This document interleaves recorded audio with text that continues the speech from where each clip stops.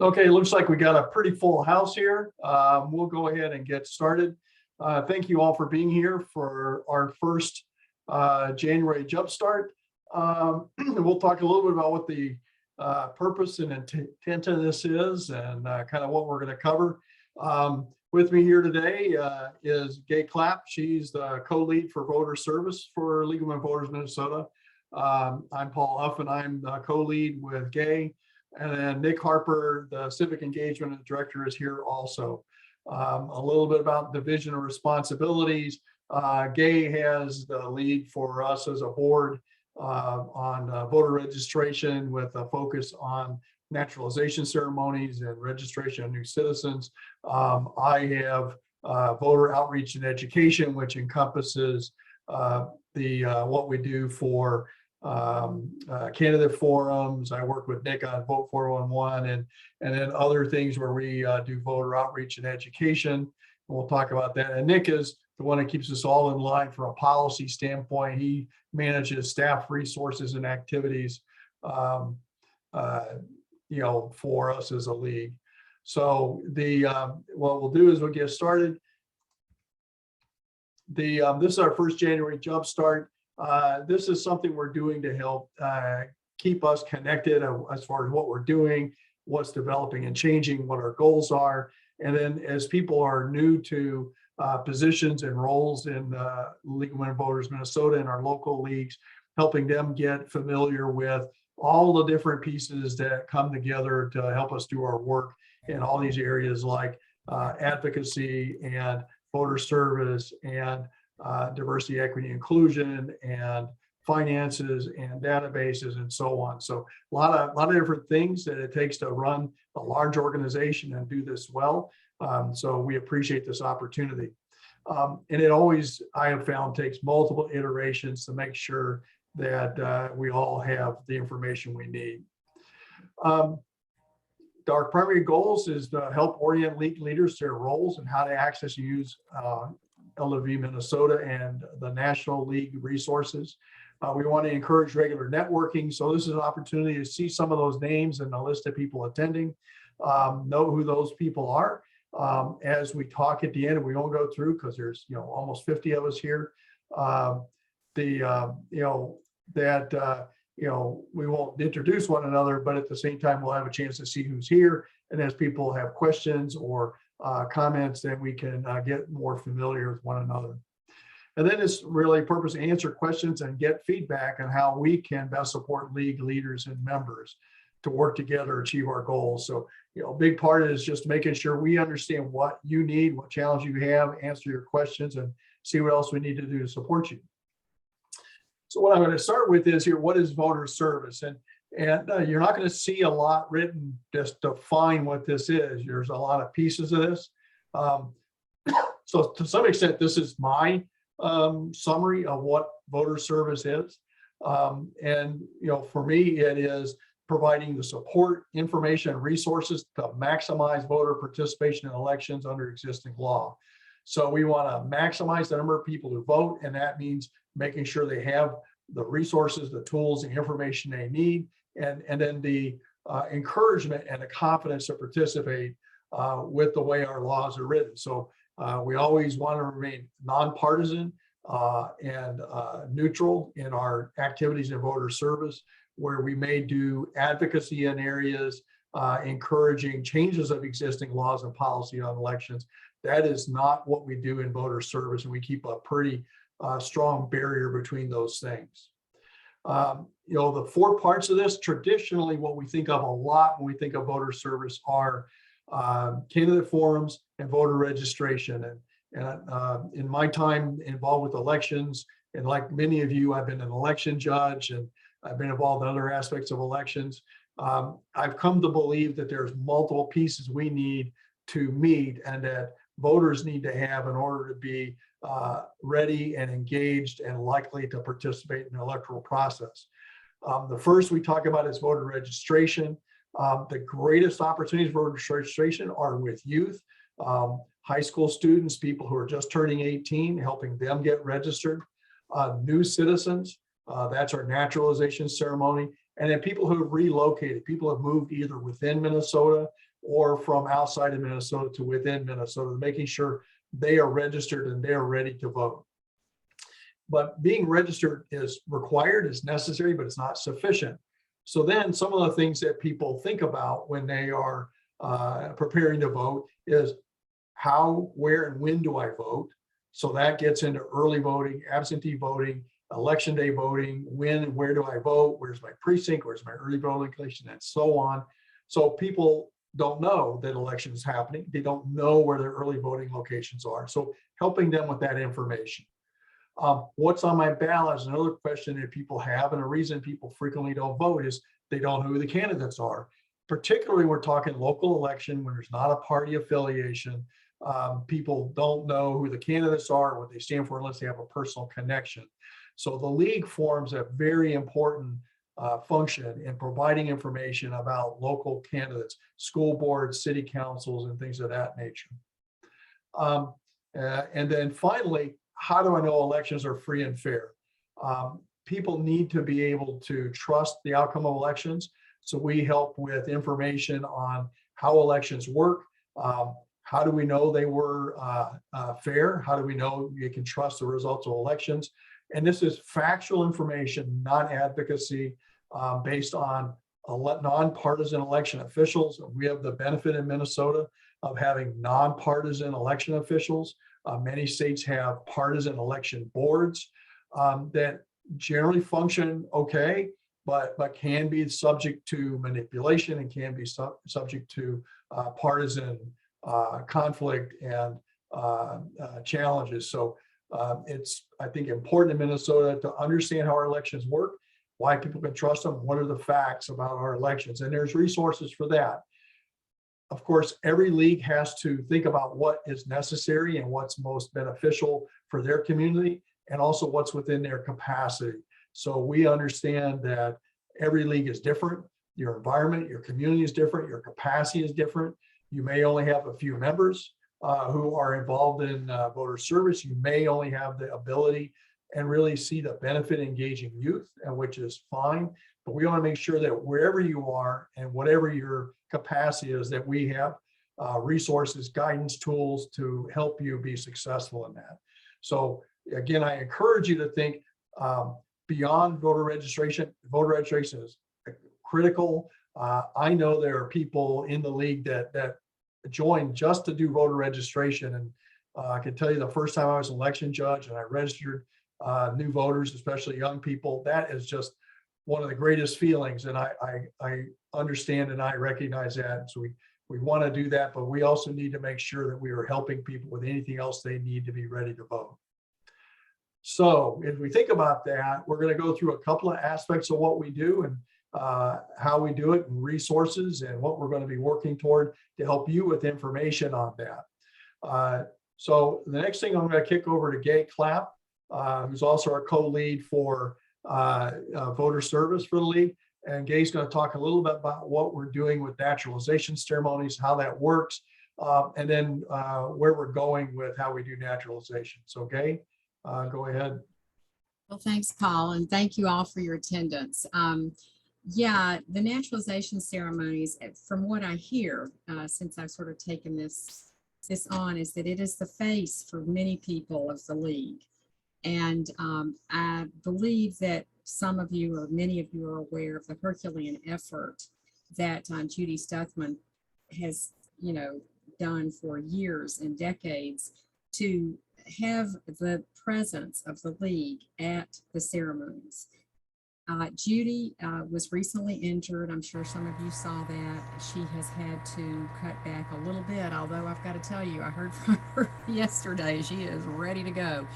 But we need to find a team, hopefully at least partners, 2 people, and we're working on a job description, we're working on a list of duties, we're working on what that individual or individuals will do versus the support from the state. And going forward, we want to have in place, to use Paul's wonderful language, a sustainable system to keep the presence of the league, but more important, the registration process itself front and center in place. Last Tuesday, there were 1,200 new citizens. Think about what that means in terms of registration and engagement. They come through saying, can I vote in this? They want to know when they'll get their card, how they can vote. We're not having to talk them into much, but it's so important to them, and we want to encourage that and welcome them.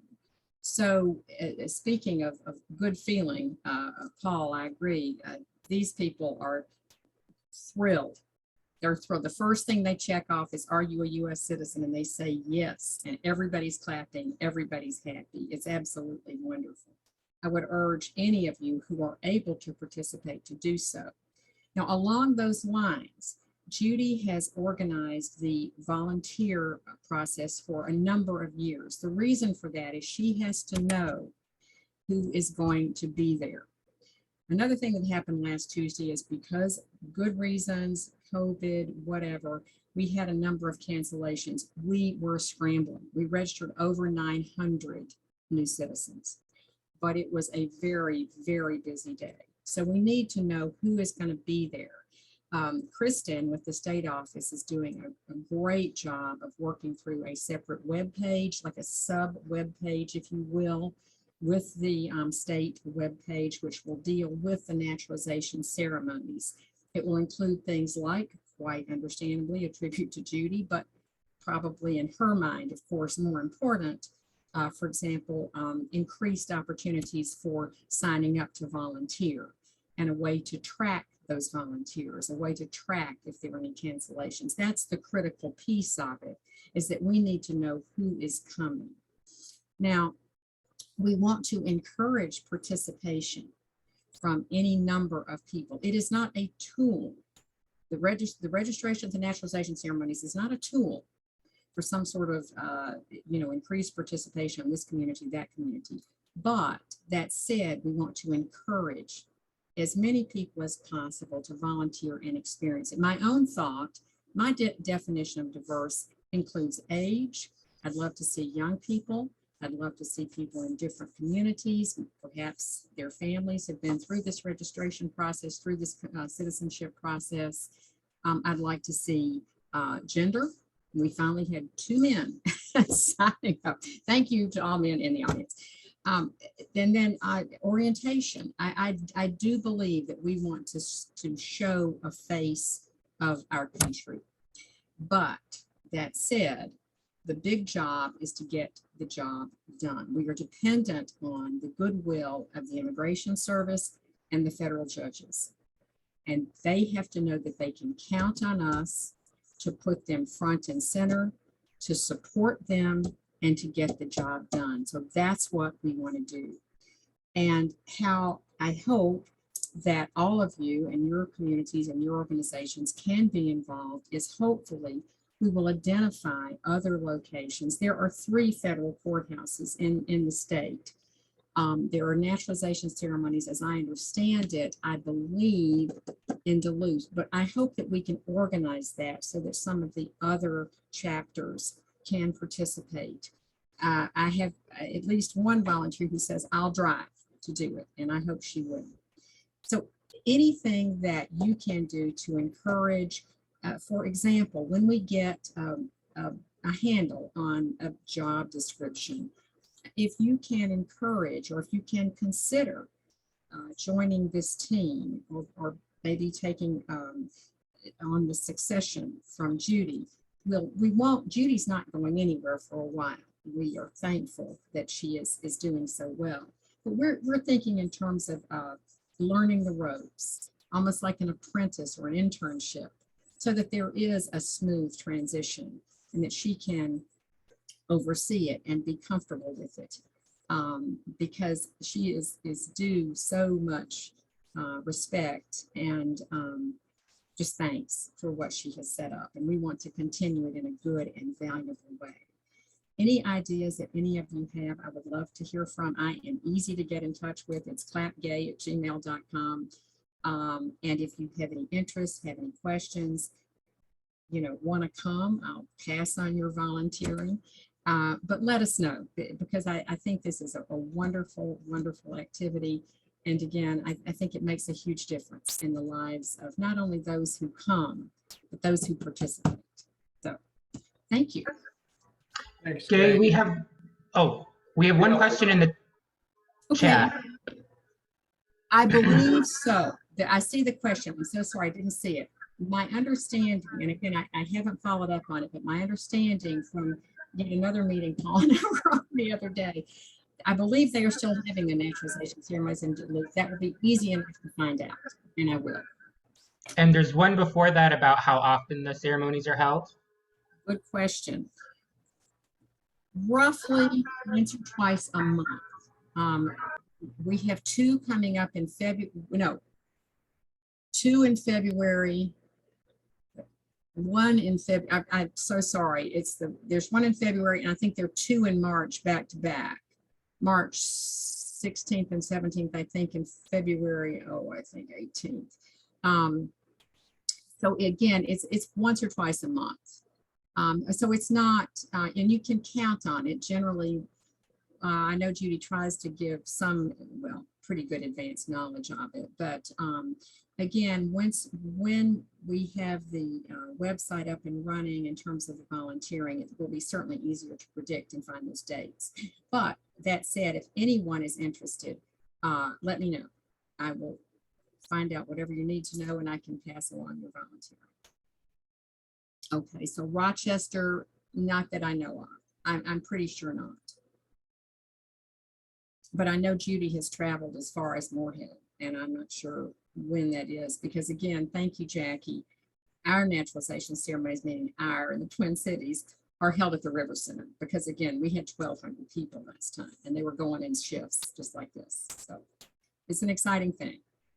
For months after March, I don't know any after March, but I'm going to be in touch with Judy this week and see. I think she doesn't always know ahead. The Immigration Service has to let her know. So I'm not sure how much advanced knowledge we have, but I think that's a very valuable activity if we just knew to give people more advanced notice, and we'll work on it. Any more questions? Anything else? Yeah, again, I think part of the question is if people want to participate in the naturalization ceremonies, how can they find out more information, or who do they contact? You would contact Judy, and let's see, at this point, why don't we say that you contact me, because I'm I'm easier to remember. It's clappgay@gmail.com, and I will get you in touch with Judy. Judy right now is our point person. She knows what's happening and when it's happening. And so what we'll do is we'll do a tag team thing right now. And yes, I'll put the information in the chat. I don't know her email off the top of my head, but I can do that. I'm going to add, people should also email Kristen at the state level, because she manages the email list for when emails go out to the group of volunteers. So she'll make sure folks get added to that list as well. Great. Thank you, Nick. Right. I think if you volunteer to support it, you're not committed to supporting every one of them. I mean, it's that's way too much to ask, but that at least gets you on the distribution for those opportunities. And I think, Gay, we're, as part of that kind of the sustainability approach, longer term, we're looking at creating something more of an online presence for this. Is that right? Right. That's the plan, is that we will. And again, as Nick was saying, Kristen is maintaining some lists now, but we are looking to have a way, some links where there can be direct volunteer. You know, there are a number of organizations. I'm sure you've gone to, I'm not sure what one calls it, but you can go in there and volunteer. What we have to assure is accountability. We have to know who's coming, and we have to know if there are last minute cancellations. And that is one reason, again, Judy has maintained so much control, because again, we can't just say, oh goodness, we're missing 6 people. We can't have that. We have to be there. And so that's what we're going to do. We are also, and again, Nick, thanks for bringing up Kristen, we are focusing on planning for a little bit more formal training. Nothing, not a big time commitment, but what has happened, Jackie, is that people come and it is not a hard process. It's not, it really is pretty simple. But we do, when people are new, we quickly say, here are the things you need to get. And of course, there are those of us who've done it quite a bit, we're come milling about too, so that we are, if we can, if it's not last Tuesday, and are answering questions. What about this one? What about that one? If they don't have their driver's license, what do they do? We have questions like that, and we do some fairly quick training. We'd like to have something, perhaps a training video or something that people can quickly get up to speed with. And I think, but I wouldn't want anyone to be held back by saying, oh, gee, I hadn't had any training. You can do this. And I think that all of us probably have had some kind of league training. So we're working on that. There are a lot of things we would like to put in place just to kind of make it easier to volunteer, make it easier to track, and again, continue it into the next century, if you will. So we're working on it. Great, thanks, Gay, and thank you everyone for those questions. And this is, as Gay said, this is one of those really high visibility, really high impact items for the league that many of us don't see much of. And the magnitude of people that are registered through the naturalization ceremonies is far larger than what we get from our typical local league activities. Gay is going to have to leave here in a couple of minutes. So if you have any other questions for her, if you can get them in the chat, and we'll just do one more check before she takes off. The next thing is I'll turn this over to Nick and talk about one of our new initiatives from a promotion of the league. So Nick. Okay, so I was asked by Michelle to talk about this. We are introducing Voting Violet. She is the League Llama. So you may see this little llama character pop up. She's intended to be kind of a mascot for the state league, and to be a way for us to engage with voters, kind of be lighthearted and make it a little more fun and not so serious. And you're not just going to see just this character in 2D. The plan is that we will actually have a in-person mascot suit that leagues will be able to use at events or ask or request to be sent for use at events. The goal here is really to, again, engage more folks. It's hard to resist not at least looking towards a character, a llama character. And so it's a way to get more people engaged, keep it fun, keep it lighthearted. So really excited about this. And so Violet is going to be making appearances on social media. She'll be making appearances hopefully in person once we order the actual suit mascot. Oh, it looks like the screen is not being, well, Heidi, do you not see the image of Violet? Do other people see the image of Violet? Oh, Yes, okay. I've got nods from other folks. Okay, sorry about that. Must just be me. No, that's okay. Yeah, so we're really excited. Again, we don't have it. We don't have a actual suit ordered quite yet. We're still in the process of that progress, and that's taking some time.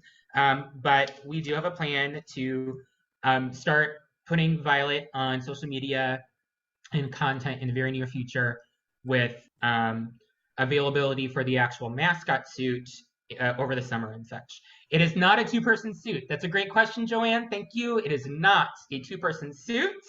No one will have to play the rump. It will be a one-person suit, and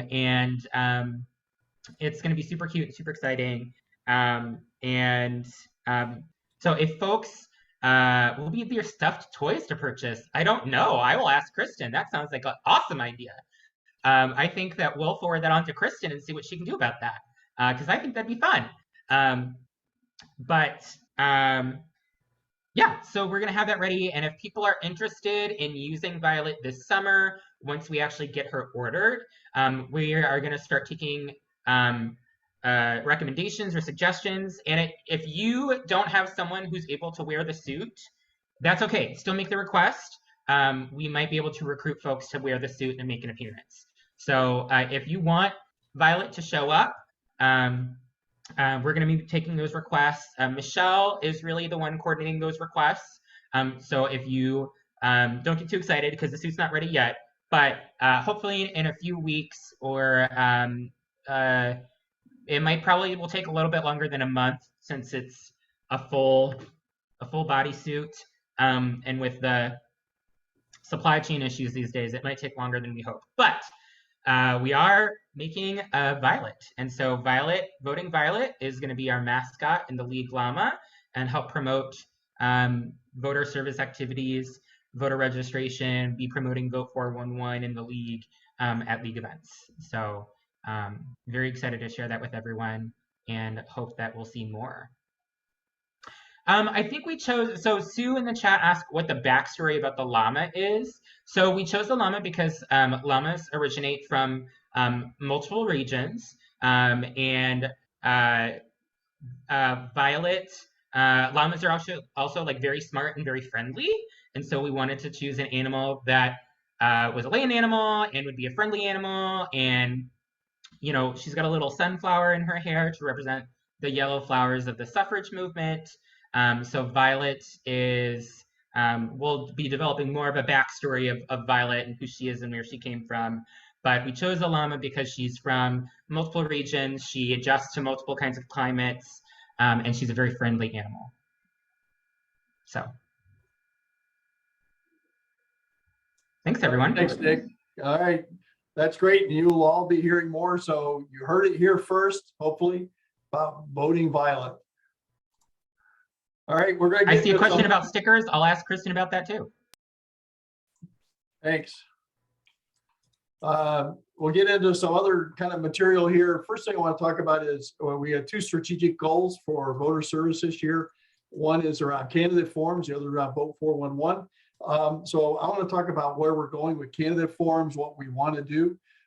You know, our goal briefly is to expand and strengthen candidate forums. Candidate forums are one of the signature activities we do as a league that's highly visible to a broad section of the public. We talked about that in you know, the functions of voter service of the league, you know, and making sure that as nonpartisan, neutral, receptive to, and open to all perspectives, so that we maximize the engagement of the public with that.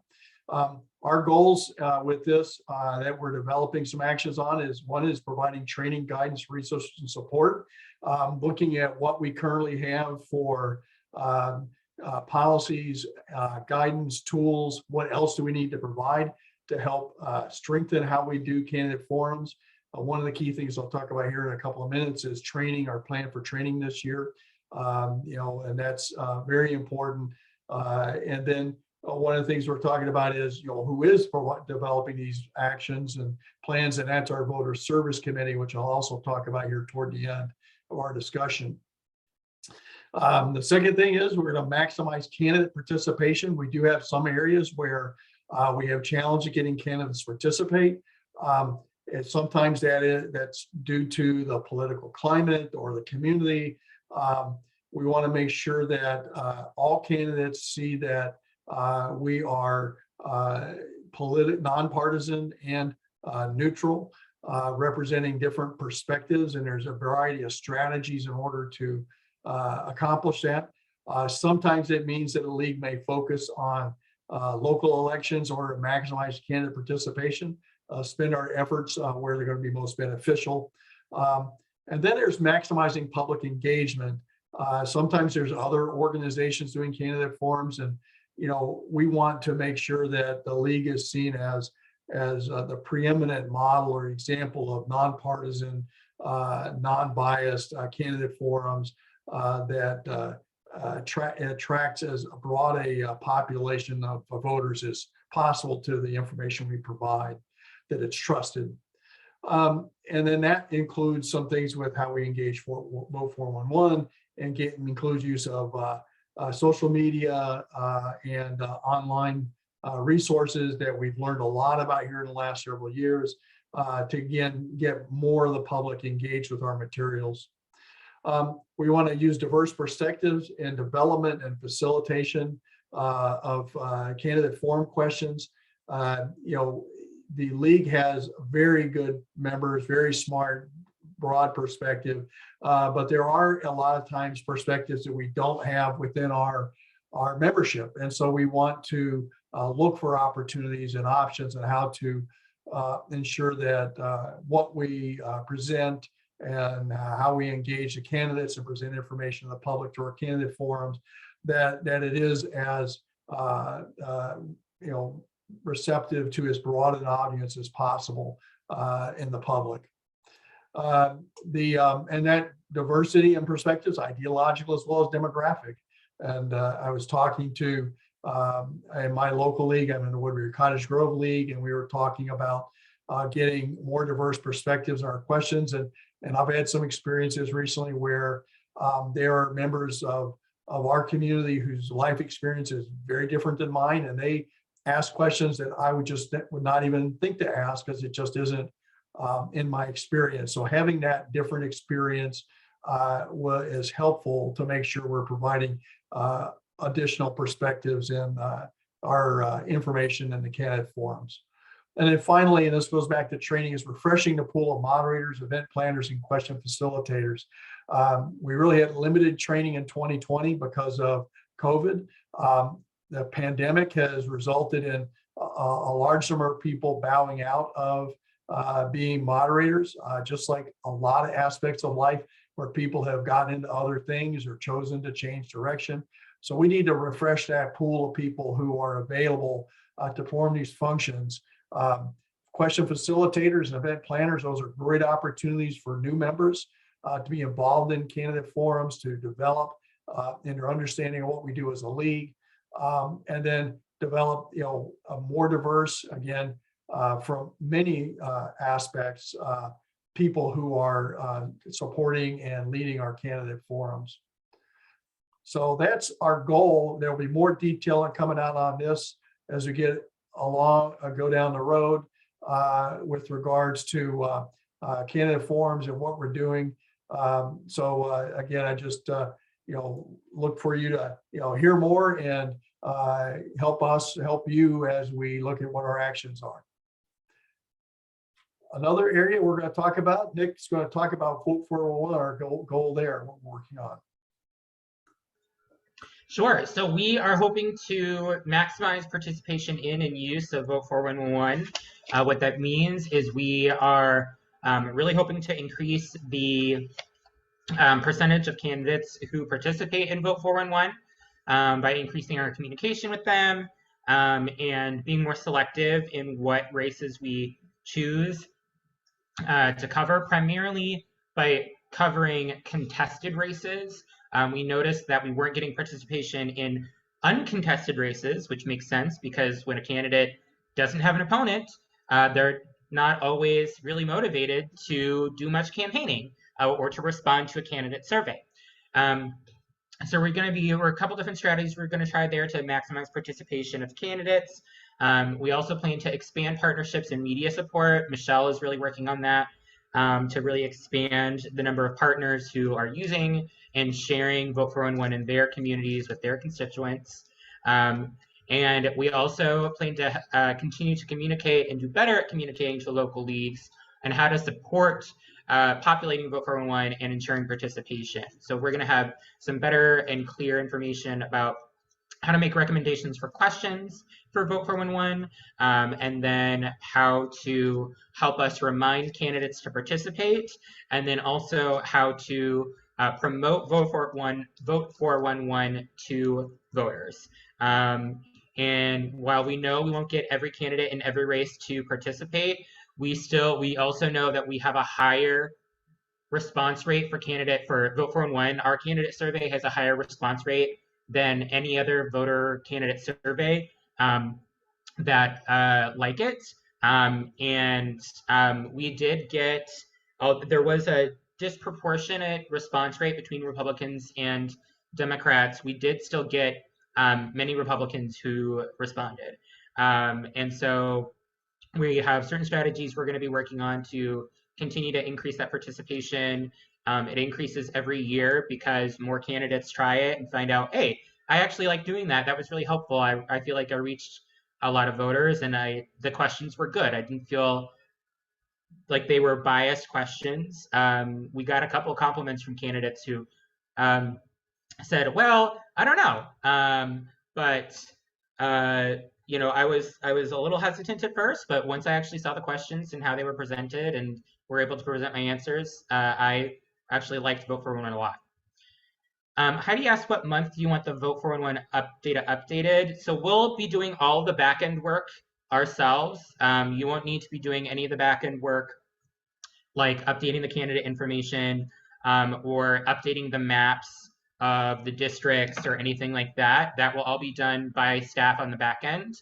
And what we need folks' help with is the promotion of Vote for One specifically. That's the biggest piece, is promoting Vote for One to voters, because the more voters, obviously we want voters to use it, but also the more voters who use Vote for One, the increased motivation there is for candidates to respond. So that will be the big piece that we're asking folks to help with. Thanks, Paul. All right, thanks, Nick. I will have a chance, time permitting, to ask additional questions at the end here. Well, I want to talk about voter service training. We've talked about this on the voter service call, and that we may have people here that either haven't been on that or may not have participated in the voter service calls, and we'll talk about that here in a minute. Our plan for this year, and I mentioned that we had really just refresher training in 2020, and before that, our last full training on voter service was in 2018. So really, it's been almost 4 years since we've had training for new candidate forum moderators, and that's a long time to go, given some of the transitions and turnover we can have. Now we have a lot of people on our existing list, around 160 people. Now, if you think, 32 leagues, 160 people, or 34, that's like 5 people per league. So it's probably not likely we have that many who are actively engaged in moderating. So we are working to validate who are the current moderators who are available to moderate forums, both for their own league and others. And we want to make sure that we take this opportunity this year to refresh that training, because the requirements in our policy is that moderators are trained at least once every 4 years in order to make sure that people are current in understanding some of the issues we have, lessons learned, and things of that nature. This year is especially important because of all the lessons learned from 2020 and 2021, with things such as managing potentially disruptive audiences, with our practices in virtual candidate forums. I think many of you remember in 2020, the initial caution was don't do virtual candidate forums because of a lot of concerns about the technology and potential disruption. Again, we've learned a lot and become much more comfortable with online candidate forums, hybrid candidate forums, how to do that. And some of the things posed by last minute cancellations of a candidate, either due to illness or family emergencies. How do we deal with that, given now there's virtual options? So guidance in order to help you with what the best decision is for you. So that training is provided. Ideally, it's going to be a session that is 2 hours for the moderators alone, then an hour for the moderators with the event planners and the question facilitators, so they're all getting the same information and sharing questions, sharing insights, and then another hour for the event planners, because all of these individuals are integral and work together to make our candidate forums as good as they can possibly be. So our plan is that this is going to be virtual as well as in person. Laura and I are sorting out what that mix is going to be. Our intent is not for those to be recorded, because there's a really important personal engagement, question, validation, practice aspect of this.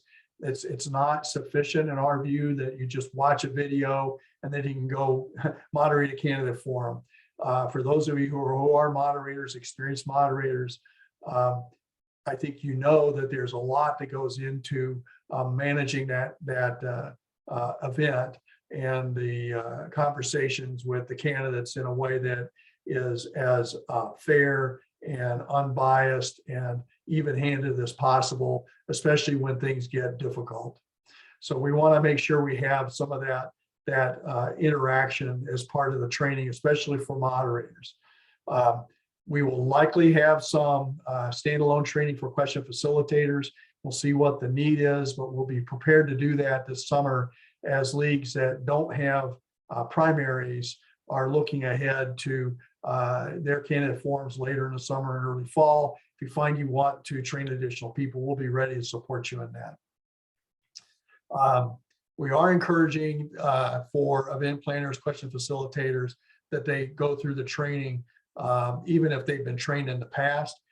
It's going to be an opportunity both to get the benefit of some of the lessons learned and additional thinking about how to do this, and to share some of the experience that you've had or listen to the experience of others in other leagues and what they've done or what they've experienced. So this is, again, a great opportunity for building community, for building relationships, to getting to know what others have done and getting beyond that. So that's what we're looking toward. You'll hear more details. Laura and I are talking later this week to further finalize what those plans are. You know, the last thing is we are looking for experienced moderators to help lead training. Laura has led this for a number of years. You know, I've convinced Laura and she's ready to share this because we know there are people out there who have the experience and ability and the capability to train others. We want to make sure that we know, and we've had a conversation with folks who are doing the training so that we have a consistent messages being sent, consistent materials, and that we know who we've trained, you know, so that we can be sure that, again, what we do is consistent and consistently meets our practices and standards. So just ask you to consider that. If you're an experienced moderator, you know, then you're willing to do that. I see that, you know, in the chat from Sue, the sooner you get dates, the better. I agree. We are working through that and hope you will have that as soon as possible. So thanks, Rebecca. You know, agree. We need to have you those dates. If you do have a league with primaries that needs training sooner rather than later, please let me know. I'll make sure to get that word out so that as we prioritize where we need to train and who we need to train, we prioritize that to meet your needs. Questions on the training and understanding that I understand that not having the specifics about the dates and places right now is a major thing I think a lot of you are looking towards. All right, seeing and hearing none. I asked Nick to talk about interns and what's going on in that. So we have been fortunate enough to receive some funding for several interns this year. And so we have 3 interns who will be in roles that help support voter service. One will be focused on the metro area, one will be focused on greater Minnesota, and then one will be specifically for voter service communication, who will also assist with Vote for 1-1. So we have 3 interns that will have slightly different roles. They'll work directly with me and Michelle to set up their tasks and their assignments. But local leagues, y'all will probably meet them at some point. 2 of them, at least 2 of them, are also policy interns during the legislative session. So if you're doing anything advocacy related, like on the APAC calls or part of Lobby Corps and Observer Corps, you'll probably meet them there too. So we do have a few interns that will be helping us out. And you'll be able to meet them, and hopefully they'll be able to help us manage any, you know, if leagues have any requests from the state league. Oh, yep, Melanie's on right now. Melanie gave a wave in the chat. Thanks, Melanie. And so any requests from local leagues, they'll be able to help us make sure that we are able to assist you in any way that you need. And so we're very excited to have them on board and very excited to be working with them. Thanks, Nick. And I think from what you said previously, some of the interns will also pitch in on Vote 411 when we get to that kind of crunch time with coordinating data and such. Yeah, so one will be focused specifically on Vote 411, especially so in the first phases, definitely with some of that partnership collaboration that Michelle's working on to getting co-sponsors and partners and that kind of thing. And during the Vote 411 crunch, they will also help us on the back end. They're one of the people who will be working with us on the back end, and that's Maddie. She's in the chat right now. Thanks, Maddie. And the other interns, if we need them, I don't know that we will, but if we need them, we'll also tap into our other interns. All of the voter service interns will, of course, be helping with promoting Vote 411, especially to voters. So we've got some internship assistance with those tasks. Great, thanks. Okay, what I'm going to do now is just kind of the last part of this is talking about how you get connected and how we connect with you. You know, a couple of things. One is voter service calls. Noon on the second Monday of each month, we have voter service calls. We do occasionally cancel those if there's other things going on, you know, or other meetings or holidays, some other reasons. So, you know, so that's an opportunity to hear directly from me, from Dave, from Nick, from others about what's going on in voter service. The other thing is we have a voter service committee. And I mentioned that earlier with the context of the 2022 candidate forum strategic goal. We formed that committee last month in December. We had our first meeting here in January. It's got membership from all around the state, you know, from the metro, from Rochester, from Brindle Lakes, so that we're getting, you know, perspective from different leagues and different communities with different needs, different cultures, so that as we develop guidance, we're doing what is going to work for everybody, that there's choices, there's consideration for what the other issues or challenges may be. And at the same time, we're getting good ideas from everybody, because lots of leagues, and every league I would suggest has great ideas and is doing things that are really innovative and creative, solve problems. So you know, we want to make sure we're collecting those, we're putting those into guidance in the voter service handbook or elsewhere where appropriate, and we're sharing those as part of a voter service call. The two areas that we're focused on in the committee right now, one is on voter service policies, as we review and update the policies in the voter service handbook, making sure that that's, you know, considering what the needs of the leagues are. And then second thing is our strategic goals. We'll share what that committee does with the voter service leaders so that they're aware of what's happening, because again, we want to do what is going to be helpful and beneficial to all of our leagues, and not leaving anybody out of that thought process. So you know, you'll be hearing more about that. Voter service leader updates. We periodically will send out emails through Kristen Smith Power Mail through the Legal Voters Minnesota systems, and that includes things that are in the voter service call, or maybe additional updates as we get information on, for example, voter service training.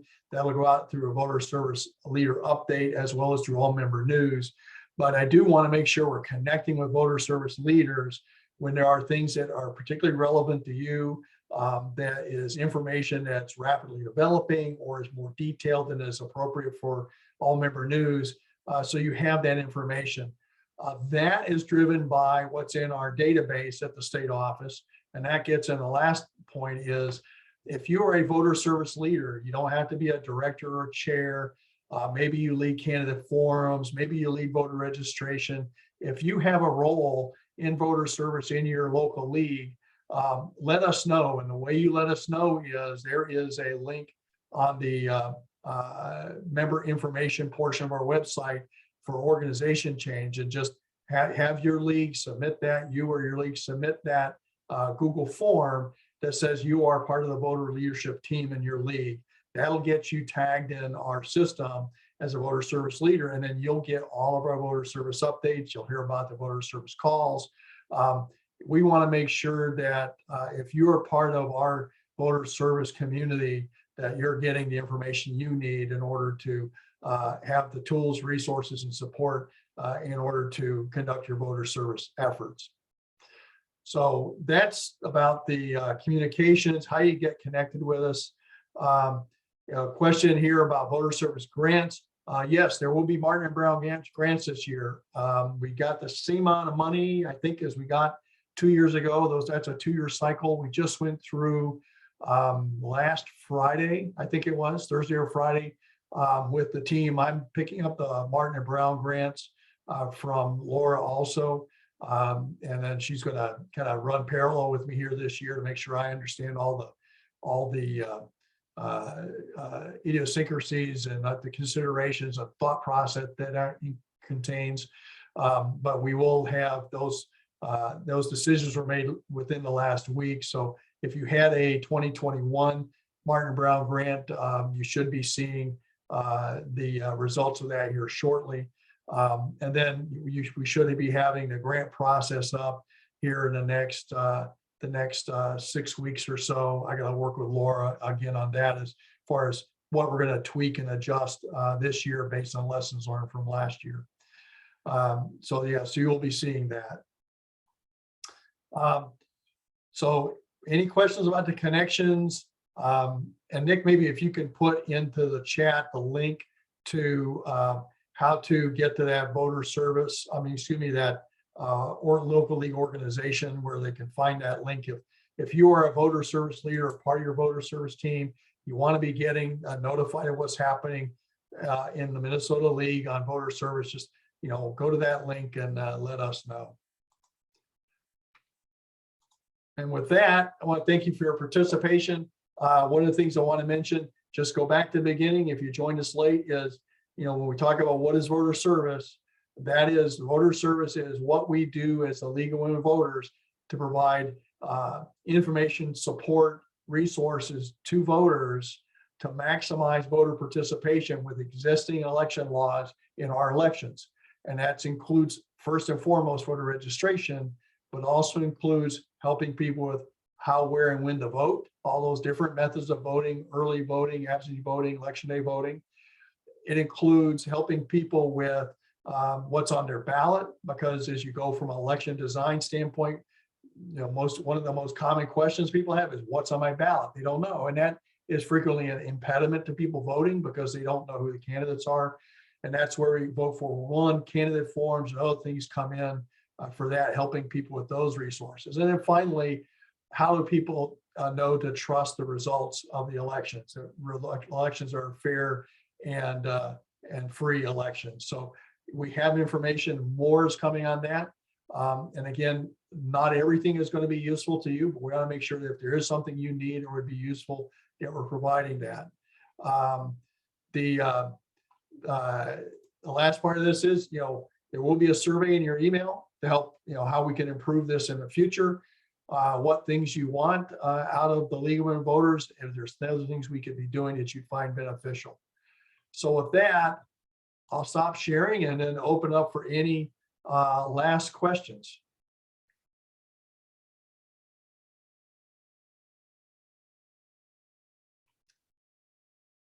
Well, hearing none, I want to thank you all again for being here. I thank Nick and Gay for helping us pull this together and all the great questions. And Jenny, I did see your comment there about primaries in Rochester, so I got it. And we'll be reaching out to you. So thanks very much, and everybody have a good rest of your day. And we will be seeing you in the voter service calls. Have a good day.